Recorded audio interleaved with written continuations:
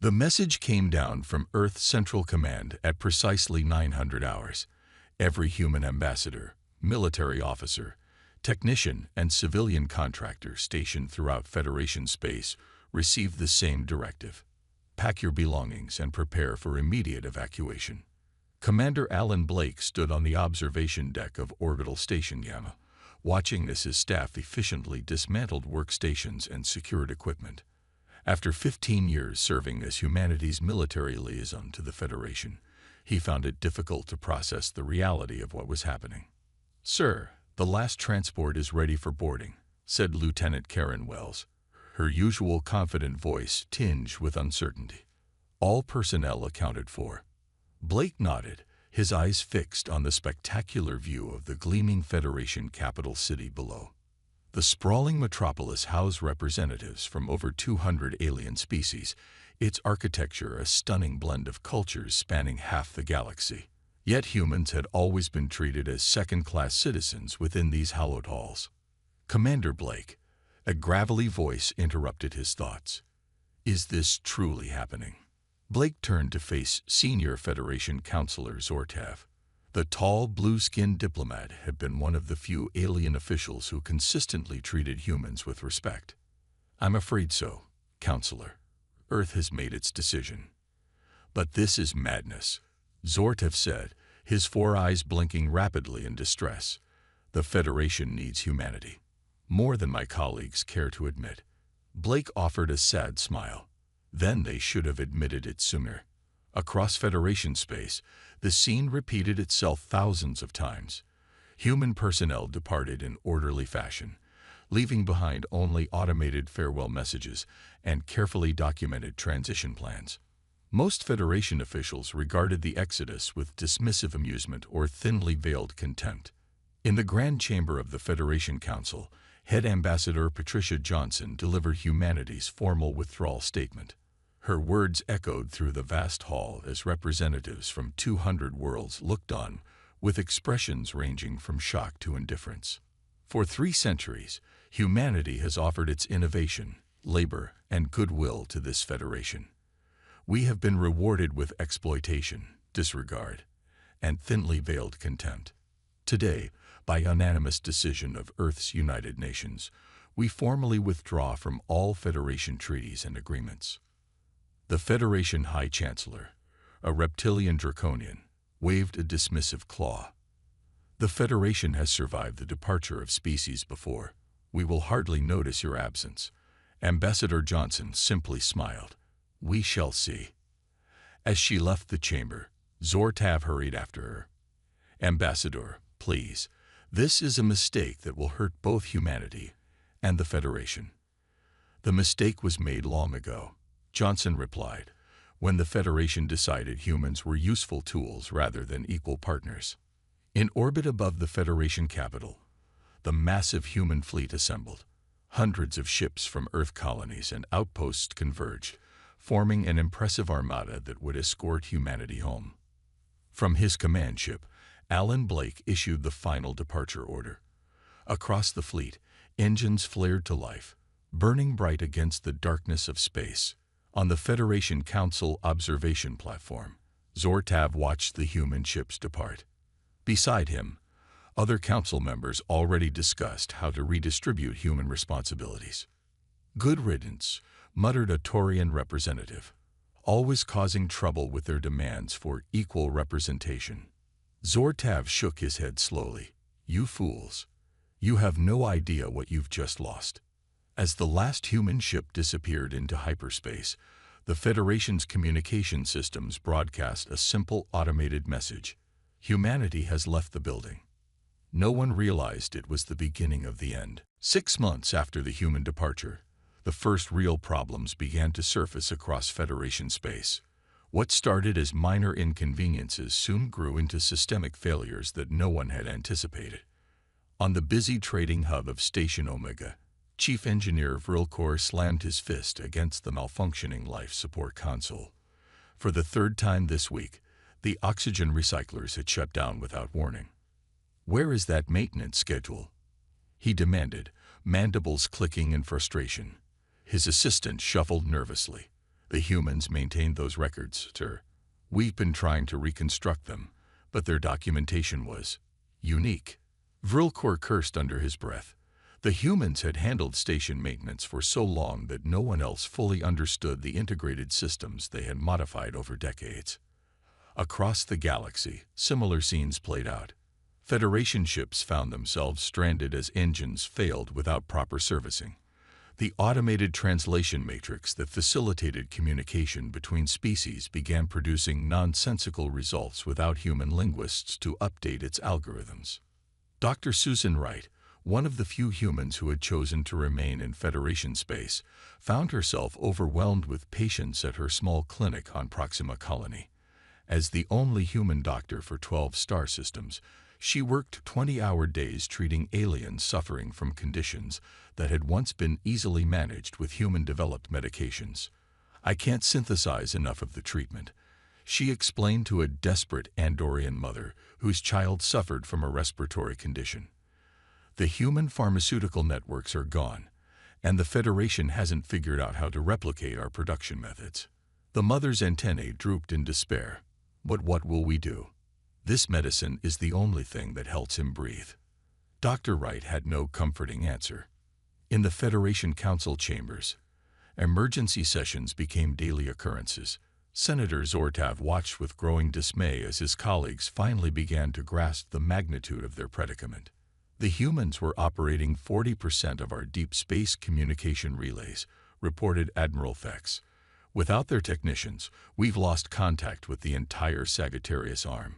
The banking system is collapsing," added Economic Minister Lana Dell. Somehow, human financial institutions were processing almost 60% of interstellar transactions. "The algorithms they used are breaking down without their oversight." The Federation High Chancellor no longer looked dismissive. "Send a diplomatic mission to Earth immediately. Offer whatever concessions necessary to bring them back." 2 weeks later, the diplomatic vessel returned, its mission a complete failure. Earth had refused all communication attempts. On the frontier world of New Haven, Governor Frank Miller watched as the last Federation supply ship departed. Without the regular human merchant vessels that had once kept the colony well stocked, the planet faced serious shortages. "What did the Federation officials say?" asked his deputy. Miller shook his head. "They said we're on our own. They can't maintain the supply routes without human navigators and pilots who knew the safe passages." As the crisis deepened, the first interspecies conflicts erupted over dwindling resources. Federation peacekeeping forces, already stretched thin trying to cover patrol routes once maintained by human ships, could barely respond. Dr. Wright, recording her daily log in her cramped office, summarized the situation simply. "The Federation never realized how deeply humans had integrated into the galactic infrastructure. We were never just another member species. We were the glue holding everything together." On Earth, the United Nations Galactic Affairs Committee monitored the unfolding chaos with somber satisfaction. Their message had been sent, though at great cost to innocent beings throughout the galaxy. The Federation was learning the hard way that humans had never been dispensable after all. 1 year after the human exodus, the Federation economy lay in ruins. What began as isolated system failures had cascaded into a full-blown galactic depression that threatened the very foundations of interstellar society. The Grand Trading Hall on Centaurus Prime, once bustling with merchants from 1,000 worlds, stood nearly empty. Display screens flashed red as market values plummeted across all sectors. Panicked traders shouted into communication devices, desperate to salvage what remained of their investments. "It makes no sense," muttered Trade Minister Xalu to his assistants.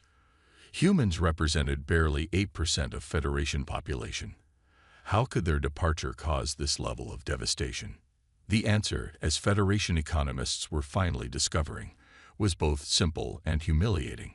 Human merchant networks had quietly become the backbone of galactic commerce, creating efficient supply chains and trading routes that other species had taken for granted.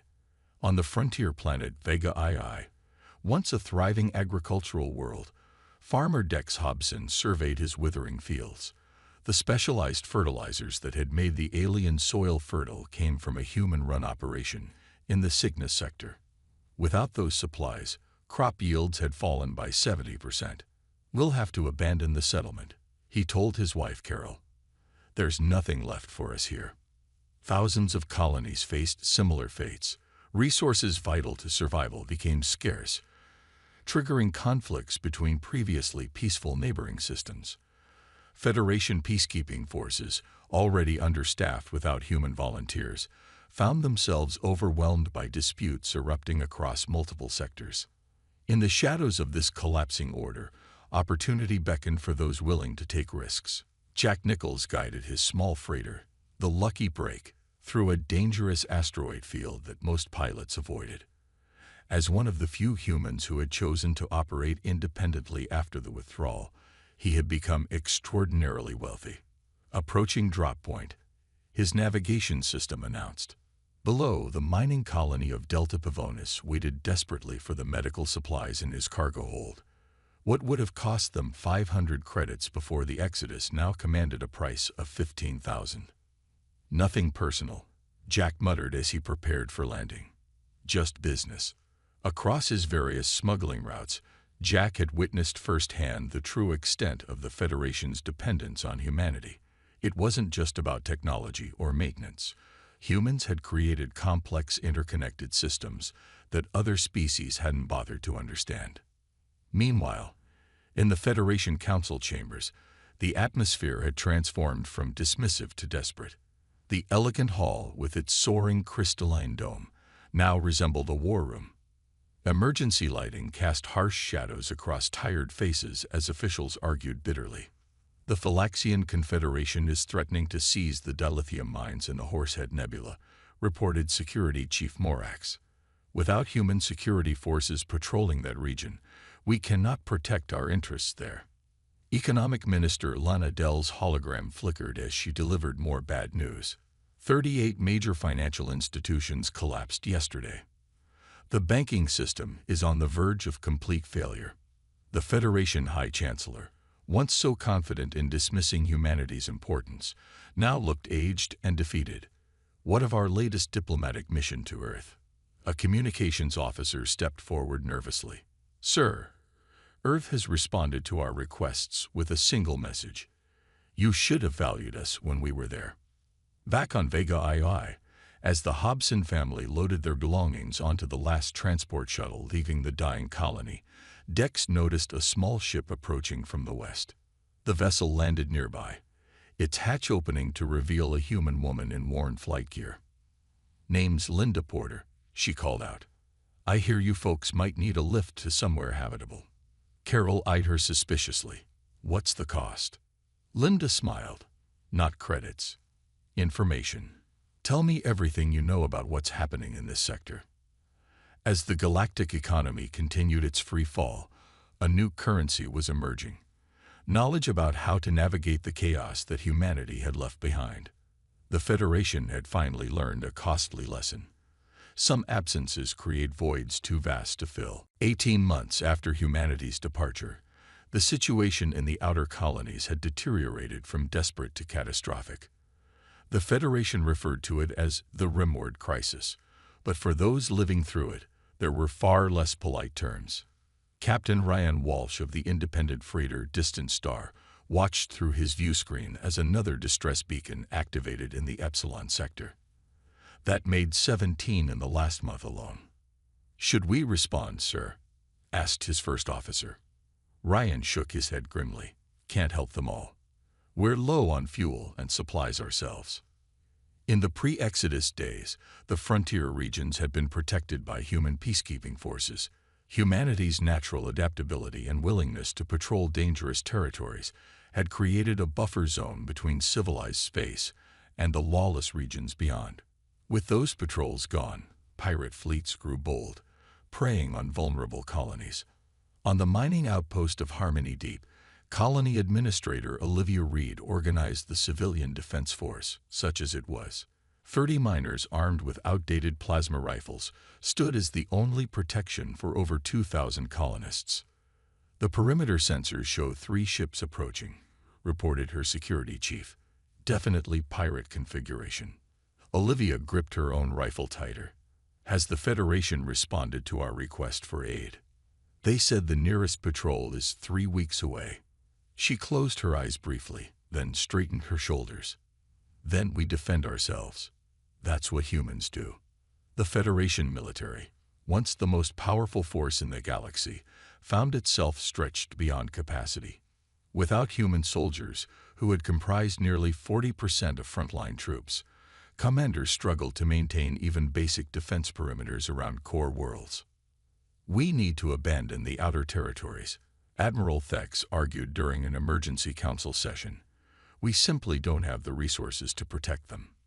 Zortav, now elevated to Federation Vice-Chancellor due to his early warnings about human importance, slammed his fist on the council table.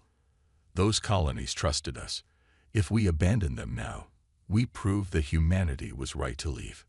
But resources were not the only problem. Federation military doctrine had relied on human strategic thinking for generations. Without human tactical advisors, fleet commanders found themselves outmaneuvered by even small pirate bands. Far from the political debates, a small human-led mission made its way to the frontier colonies.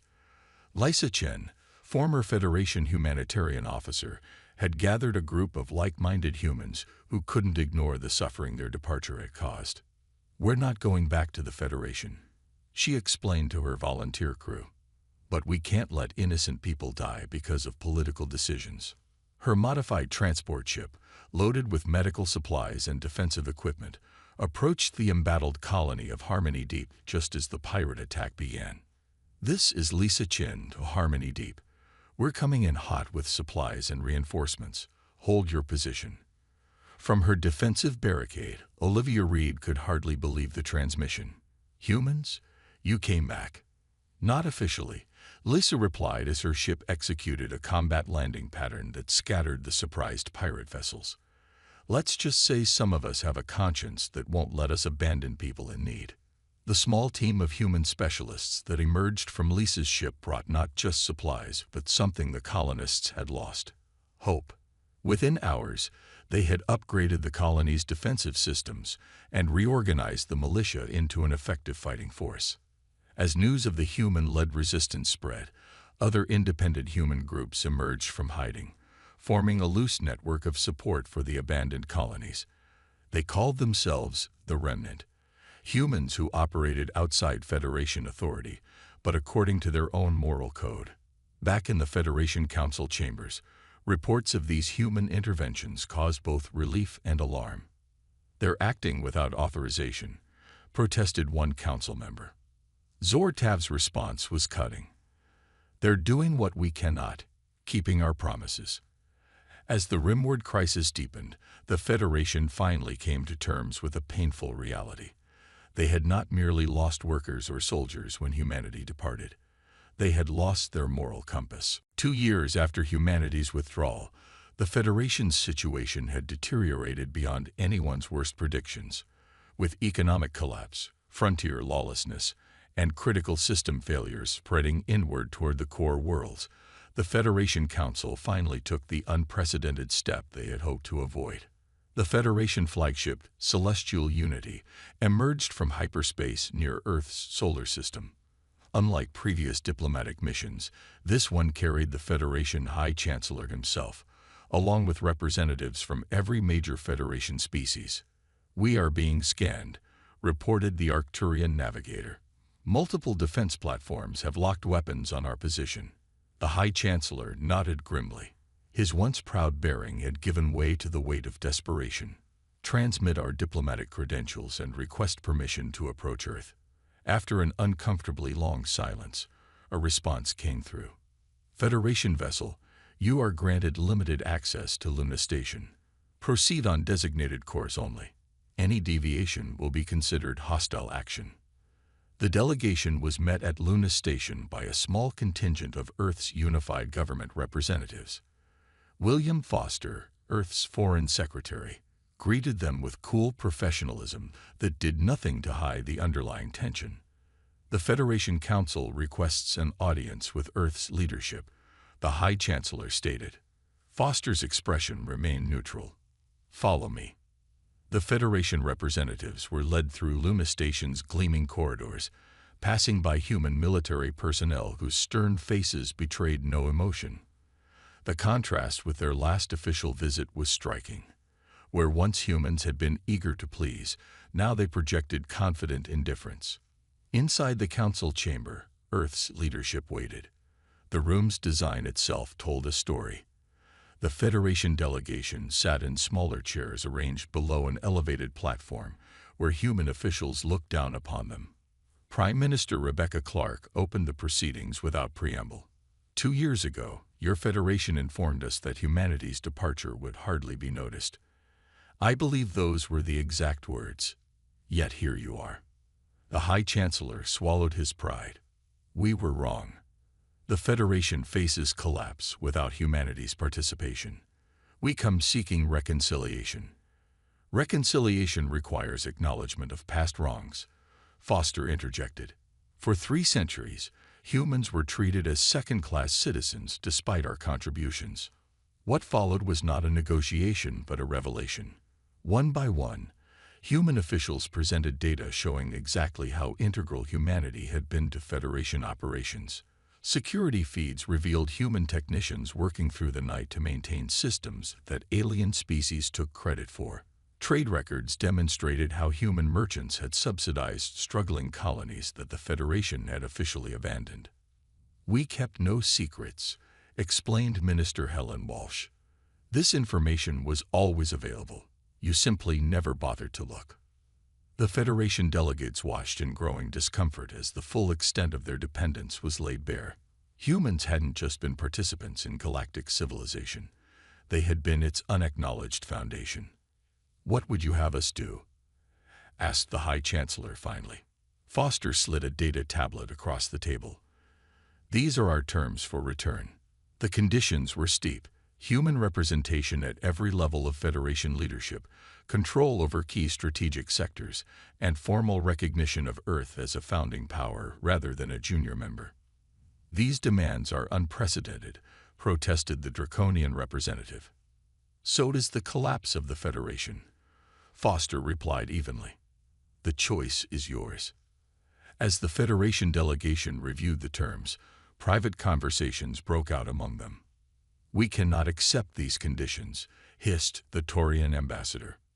Zor Tav, who had remained silent until now, finally spoke. "We cannot afford to reject them. Look around you. While we've been struggling to maintain basic services, humanity has thrived in isolation.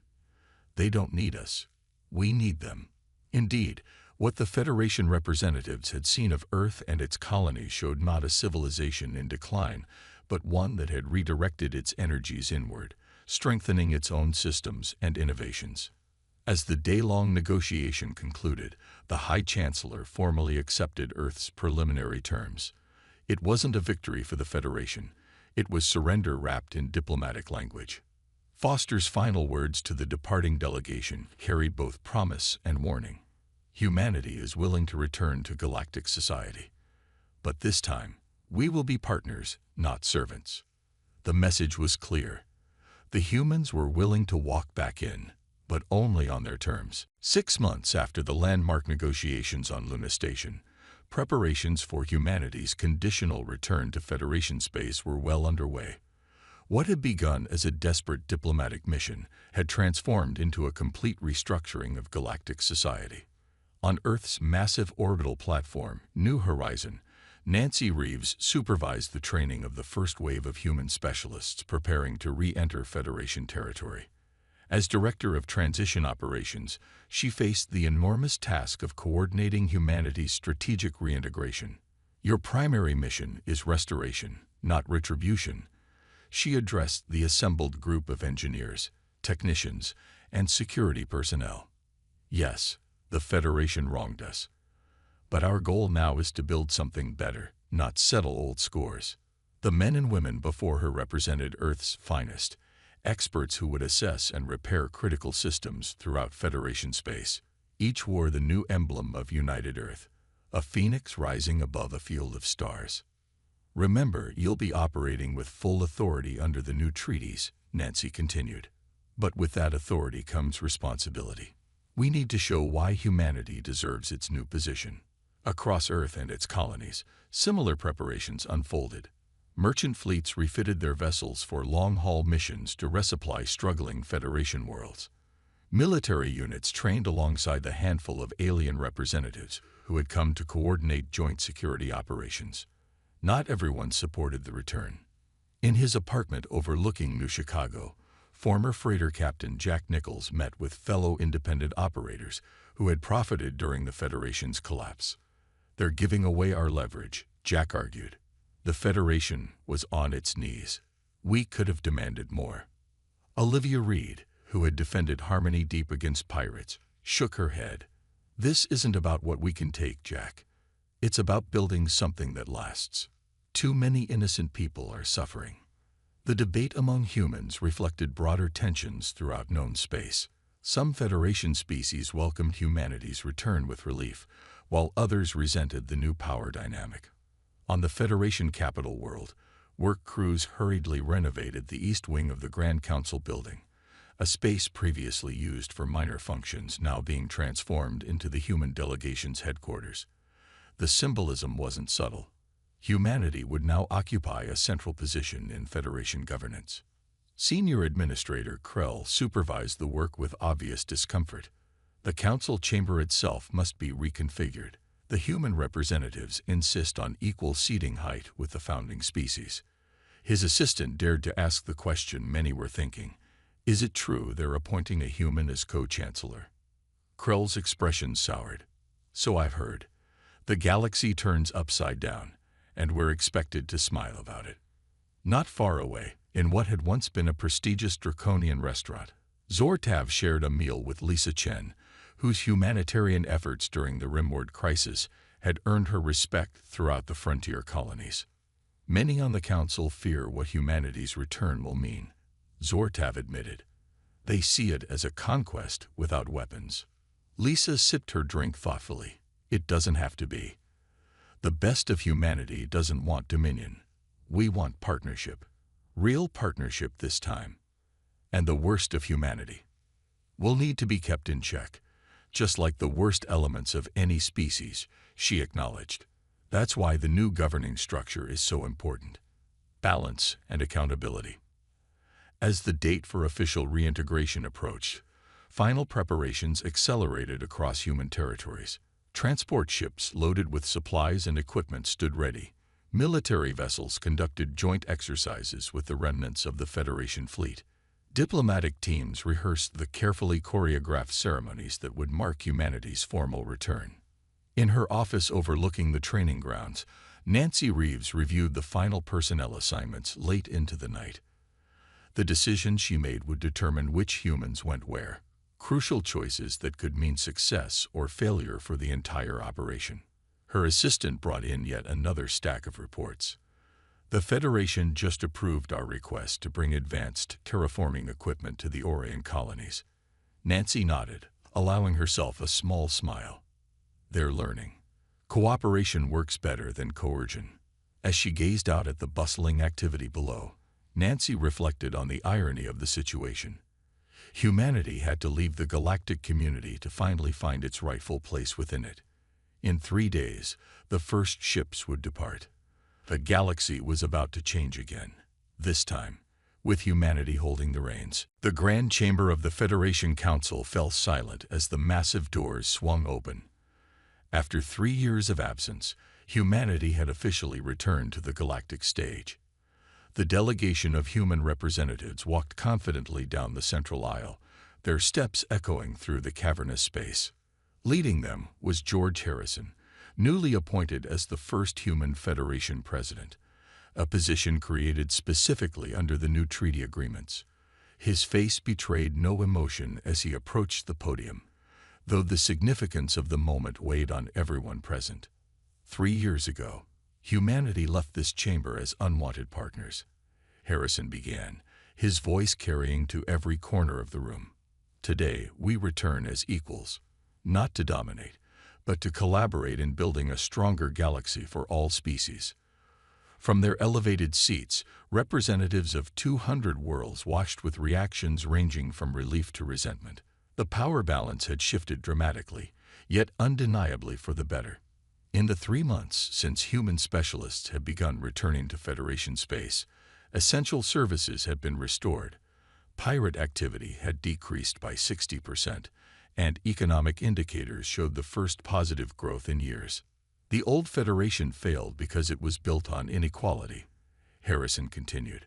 The new Federation will thrive because it recognizes the unique contributions of all member species. Outside the council building, citizens from dozens of worlds gathered to watch the historic ceremony on massive view screens. Among them stood Kate Wilson, a medical technician who had been among the first humans to return to Federation space. "Do you think it will last?" asked her Arcturian colleague. Kate watched as the council members rose to formally welcome the human delegation. "It has to. We've all seen the alternative." Across the galaxy, the effects of humanity's return were already evident. On the frontier world of New Horizon, Federation and human security forces conducted joint patrols for the first time. Captain Peter Martinez led his mixed-species crew through a sector once plagued by pirate attacks. Contact on the long-range scanners reported his Phylaxian sensor officer, identified as the pirate vessel Deathbringer, added Lieutenant Samantha Rogers. "They've been raiding this sector for months." Martinez smiled. "Not anymore. All ships moved to intercept pattern Delta." The resulting engagement lasted less than 10 minutes. Proof that human tactical expertise combined with Federation technology created a formidable force. Not all transitions were as smooth.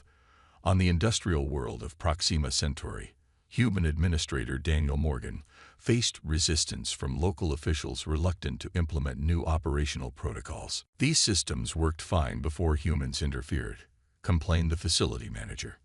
Morgan gestured to the malfunctioning production line. "Define fine.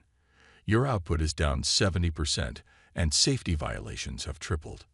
We'd managed without you for 3 years." "Barely," Morgan countered. "And at what cost?" "Look, I'm not here to take over. I'm here to help rebuild something better than before." Such conversations played out countless times across Federation space, sometimes with compromise, sometimes with conflict. The path forward wasn't always clear, but it was undeniably progressive. In the Federation archive, newly appointed chief historians or TAV worked alongside human scholars to document the events of the past 3 years. What they called the human absence would be studied for generations to come. The remarkable aspect wasn't just how quickly things fell apart, Zortav observed to his human colleague, but how nobody recognized our dependence until it was gone. "That's often how it works," replied Dr. Elizabeth Novak. "You don't realize what's holding everything together until it walks away." Back in the Grand Chamber, as the formal ceremony concluded, President Harrison met privately with representatives from both supportive and resistant Federation species. "Some fear this is merely human revenge," stated the draconian delegate bluntly. Harrison shook his head. "Revenge would have been letting the Federation collapse completely. We chose a harder path, rebuilding together." "And if cooperation fails again?" asked another representative.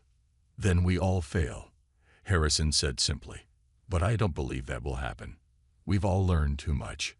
As night fell on the Federation capital, lights burned in offices throughout the government complex.